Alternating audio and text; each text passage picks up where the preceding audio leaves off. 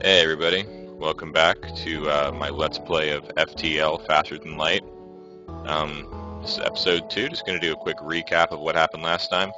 Last episode we went over the basic systems and ideas of the game, what we're trying to do, which is not die horribly, but you know, that's what's going to happen, so let's just move on. Where we last left off, what you see here on the screen is that that Federation scout here was a pirate, and I beat his ass, and he surrendered and gave me a bunch of crap. So now we're about to move on through to Sector 1 and see what we get ourselves into now. Crew's looking good, everyone's doing pretty well, no one's hurt. I got a good amount of ammunition, still nothing to speak of as far as scrap goes, but you know, them's the breaks. So moving along.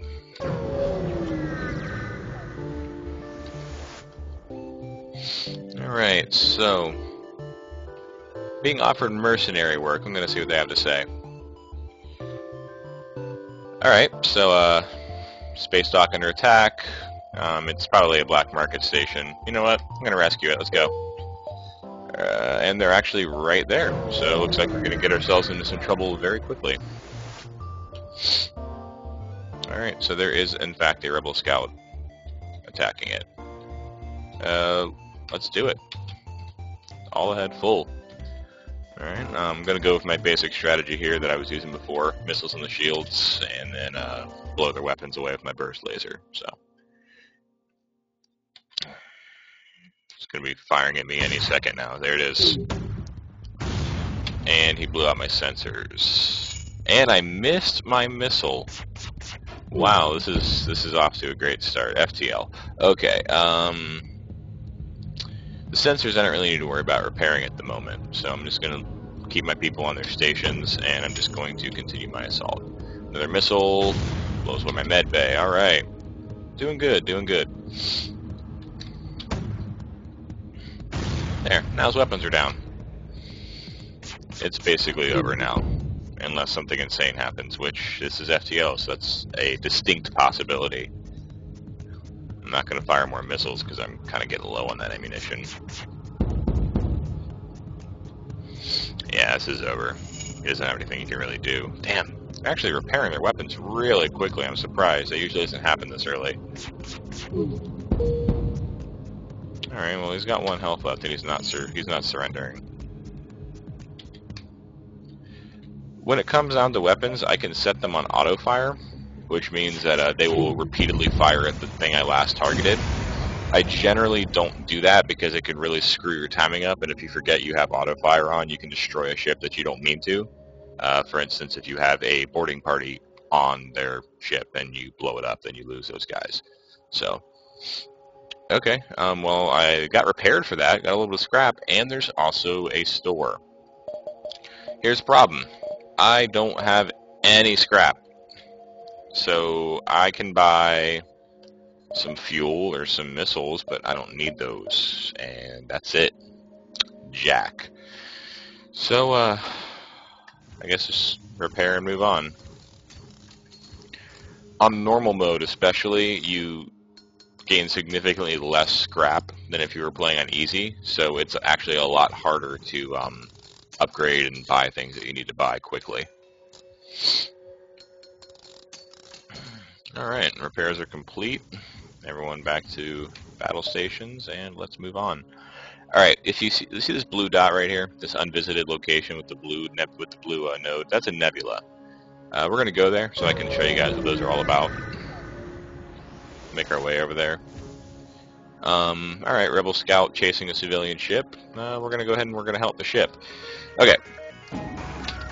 2 things that are important about this fight. First thing is that he has an enemy drone. It's an enemy combat drone. I believe this is a beam drone, so it's going to shoot that constant red slicing beam, which is cool because it cannot penetrate my shields.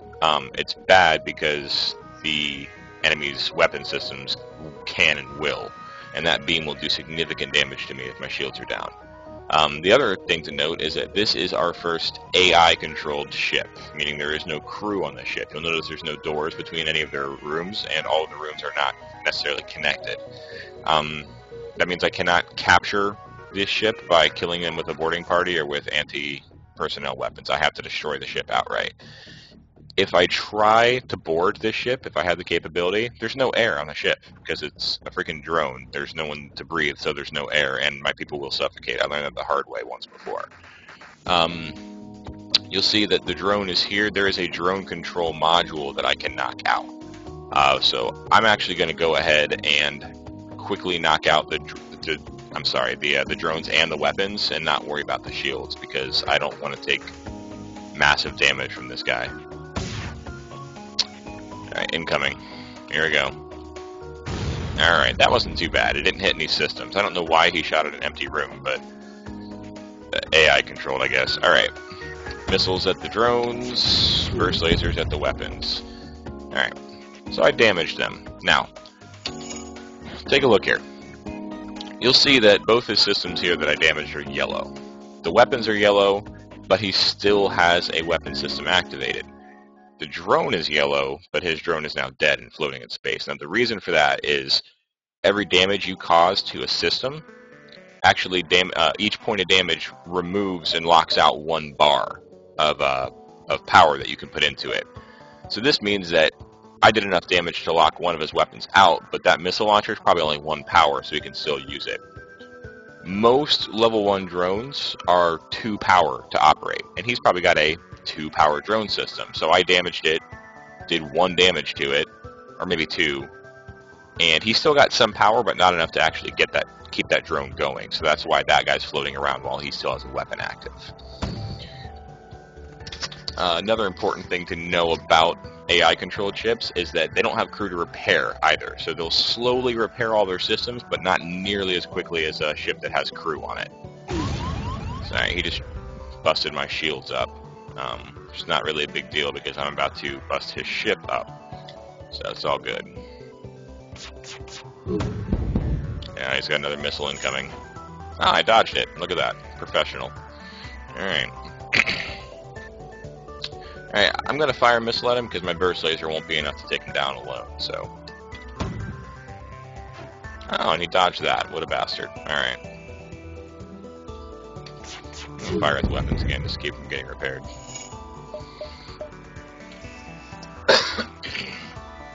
Alright, he doesn't have anything to shoot at me, so I can actually leave the piloting chair because I don't need evasion. So I can go repair our shields while I wait. Wow, that was actually really bad. Fired a 3-round burst and 1 shot hit, the other 2 missed, so... I guess we're just gonna wait. Oh, nope, it's back up. Time to go. Yeah, not playing around with that. So I got a couple missiles, couple fuel, some scrap, and I'm gonna contact the civilian ship who actually stuck around. That's actually kind of rare. A lot of times with civilian ships, they'll book it while you're fighting the pirate that was attacking them because they don't want to deal with that shit. Which honestly, it's a good idea on their part, so I'm not going to hold that against them. Alright, so there's another store. I've got a little bit of scrap now. Not much. So I'll go check the store out and see what's up. You may notice that I'm not beelining for the exit. There is a reason for that. Let me see if they're actually showing up here. Okay, yeah, you can see on the beacon map now that the rebel fleet is starting to pursue me. This big giant red bubble of death is the rebel fleet. Anytime, any systems that they take over become this. They've expanded their search there, very dangerous. What that means is that if I jump into that system or I get caught in that system when the fleet advances on it, I'm going to be fighting an incredibly overpowered rebel ship that I gain no rewards for if I kill it. So you have to get out of here before they catch up to you. On the flip side of it, if you just beeline straight for the exit and teleport to the next sector, you're not going to be able to gain scrap and crew experience and be able to get more powerful. So you're going to be severely underpowered against more powerful enemies later on. So you have to kind of balance out whether you're going to stay here and risk getting caught to get more resources, or if you're just going to book it and get the hell out of Dodge. I've gotten pretty good at gauging my time, so I'm not too worried about it right now, especially in the first sector. So let's see what the store's got. Alright, crew teleporter, drone control. I don't have enough for either of those yet. I can buy a Mantis crew member. So we got Rebecca and Justin, the Space Mantis. I'm going to take Justin because that seems like a more absurd name for a Space Mantis. Alright, so I got my first alien crew member. Let me show you here on the crew screen now. Alright, humans are no exceptional traits. They're common and uninteresting according to this game, which, you know, is kind of a dick. They don't really do anything special. They're good. They're kind of okay at everything. Mantis are giant space mantises. That's exactly what they are. So they do double damage in combat, and they move faster. The thing is, though, is that they have big, meaty claws, so they can't repair things quickly. So they're not really great at operating systems and doing things around the ship. They can at a pinch, but they're not the best at it. The whole point of a mantis is to paint the inside of the enemy ship with the crew. That's what they're really, really good at, and you want to kind of train them up for combat as quickly as possible to make the most advantage of that. So, I have one of those now, so I'll be able to repel borders a little easier. Alright, let's jump into this nebula, see what's going on over here. Alright, there's a plasma storm along with an automatic rebel-controlled ship. Okay, this is actually pretty shitty because I don't really have a lot of power yet. Plasma storms. What they do is they cut your reactor output by half, which means that you can only use half of your reactor points. You'll notice that my shields are gone, my engines are gone. I have no evasion, I have no shields. All I have is my weapons. That's not good, especially since the enemy still has his shields and still has both of his weapons up. So I need to destroy this guy's weapon systems ASAP. So I'm going to immediately target. I'm going to take some damage in this fight because there's nothing I can do to stop it. Here comes the missile, here comes the beam. Blew my sensors away. That's actually not a big deal because sensors don't function inside of a nebula. However, if you look down here at my sensors display, it's on fire. Yeah, so let's move Justin in there so you can see that. Alright, see the fire? He's putting it out with a fire extinguisher. That's one way to do it. It's relatively effective. Let me show you the best way to do it. You see how the fire spread before you can do anything about it? There's not a whole lot that I can do about that. So, I am going to vent the ship. The way I do that is you open the airlock and the corresponding doors. And it starves all of these rooms of oxygen, which kills fires. They can't spread because of the lack of oxygen. It takes a little while, but when it succeeds, it is a risk-free way to eliminate fires off of your ship without putting your crew in harm's way. And I should be able to see when the fire goes away, plus you can kind of hear the sound effect in the background. See how the fire icon went away? The fire's out, so I can close my doors now. Now, all these rooms they're devoid of air because I just vented it all out into space. So what I want to do is open all of my doors so that the air equalizes throughout the ship. You'll see my oxygen level doesn't go down. I got crap for that. It's actually starting to rise now because I equalized all my air. The room is still pink, and you see how it's got a yellow border? Or it did until I just walked in there. A yellow border around a pink room means that it will hurt you if you go in there. If it's pink, it just means it's low on air. Not really a huge deal. I'm going to move both these guys in here so they can start repairing. Close all the doors again. Get my sensors back up before I jump out of this stupid fucking nebula. Alright. Oh, well, I can't jump because I don't have any engine power, so I have to actually depower my weapons and get my engine up. And I'm ready.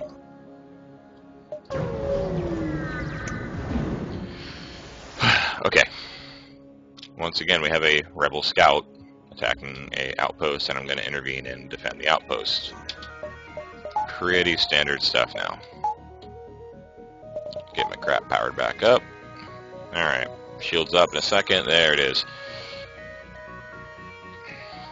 I think he has an ion weapon. Let me see. He has missiles. Uh-huh. And he has an ion. Watch. Bam. Ion weapons. See how my shield icon is flashing blue? That means that it's been ionized. The thing about that is ion weapons, whatever they hit, it locks that system down for a certain amount of time. So if it hits the shields are down and they're locked down. If you can get an ion weapon through to your weapons, he can lock your weapons down, or your engines, and get rid of your evasion, or anything like that. It's really nice to have those. Fighting against those can kind of suck, but luckily the computer AI in the game doesn't really seem to know how to time those incredibly well, so they usually don't do too bad. I'm just going to go ahead and pluck away. I'm going to get Justin, the Space Mantis, over here to repair the med bay. I'm not going to waste any more missiles because I don't know what I'm going to find in the next sector. Just waiting on the weapons to charge now. One more time, and it's down for the count. See how slow Justin is repairing this med bay? That's because he's doing it at half speed for being a Mantis.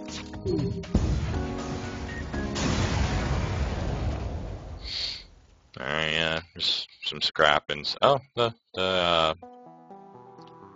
station or the ship that I was saving gave me some stuff too. So I'm getting a little bit of scrap, just not too much.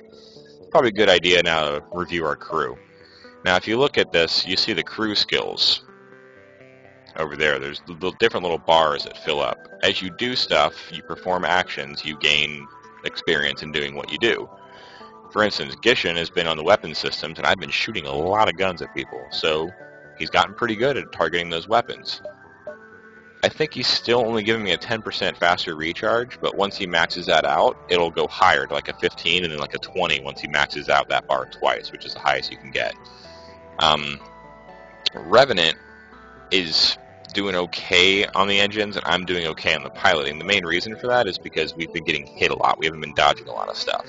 Every successful evasion that you perform increases your evasion skills that those people are working on. So, crew experience isn't doing so hot at the moment, but that'll change as time goes on, assuming that we don't get space monstered, which is bound to happen soon. Okay, so now we find a repair station. It's kind of a random thing, usually happens at the end of a sector. You can spend scrap to repair. I'm not rolling in scrap right now, so I'm not going to do that. Alright, so, go to our second sector. Now you see that I have two options here. I have branching paths now. Each sector kind of contains different types of threats and ships. Rebel and Pirate, they're kind of really in the same boat. You're not really going to find a lot of different things in between them. Pirate, you're more likely to get boarded, but they tend to be weaker overall compared to Rebel ships. You have to kind of plan ahead, too, because if you look at the top branch that I'm highlighting, if I wanted to, after the pirate sector, I could take 3 green sectors, which are usually safer. You're not going to get assaulted constantly by really high-level threats, which is kind of good because you don't have to worry about getting your ass kicked, but at the same time, you're not going to be fighting people and getting a lot of crew experience and scrap and salvage and things like that. So it's kind of a double-edged sword. If I go the bottom way, I'll be able to go through a couple red sectors. I'll have a green sector as well, and I'll have a nebula I can go through. So I think I'm going to go that way. It's got a little more variety, and I can kind of, it's a little more adaptable to what might happen to me. So I'm in a rebel-controlled sector here. Let's see what we got going on. Right off the bat, there's a distress beacon. Usually you don't want to jump backwards like this because it will waste time. You don't want the rebels to catch up to you now. See, I don't think that this is going to link over right here. So if I jump to that distress signal and it sucks, then that's going to be 2 fuel wasted. So I'm not going to risk that because I'm a little bit damaged right now. I'm trying to win, guys. Get off my back. Unmanned ship. Alright, and he's got a drone. Okay, this is a thing that happens sometimes. It'll tell you that they're powering up their jump drive and they're trying to get away. If they do, that fleet, the fleet pressing in on the map will happen faster, which gives you less time to actually do stuff. So you usually want to keep them from doing this, also because you don't get anything if they jump away. So I need to lock their engines down stat. Okay, now I have to figure out what I want to do here, because I don't want to take a shit ton of damage from them as well. Looks like they have a lot of beam weapons. Alright, I'll go ahead and hit their engines by missile, and then I'm going to burst laser their weapon systems, and hopefully that'll be good enough. I think those are beam weapons. There's an ion. Oh god. Oh, this is going to hurt. Oh. Yeah, that wasn't pleasant. Ah, shit. Okay, medbay's down, shields are ionized, weapons are damaged. I'm gonna have Revenant come over here and help Gishin get this shit repaired. Great, O2 system's down. He's gotta get on that now. Shields are down. Jesus Christ.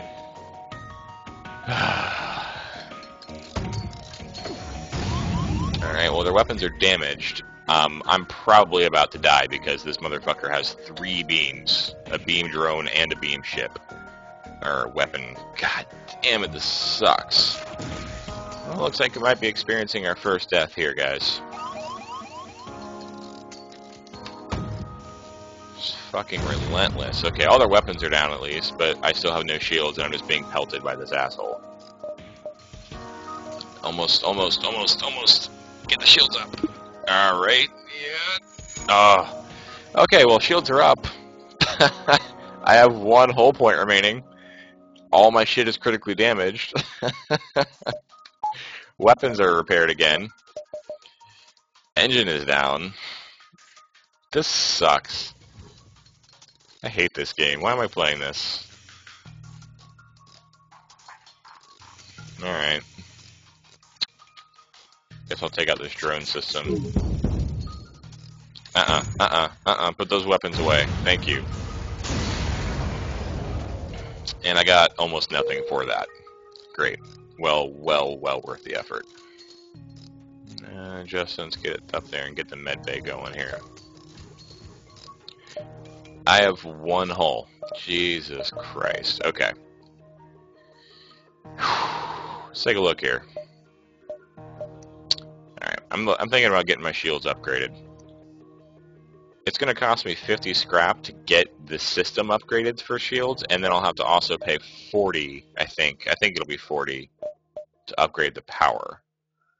So I'm going to need 90 scrap to get my shields upgraded. That really sucks, because I am at 70. Alright, well, we're off to a pretty standard FTL start, so let's move along. And, of course, no store for me to repair at, you know, because that would just be too easy. Alright, let's see how far we can get on 1 hull, guys.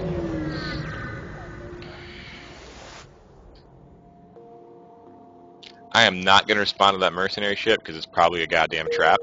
And with that, I'm going to leave you on a cliffhanger. I'm going to go ahead and end this episode here. Next time, on the next episode of FTL, we're going to see just how far we can get with 1 hull point flashing red and a bunch of idiot crew who apparently don't know what the hell they're doing. So, I will see you guys next time. Signing off.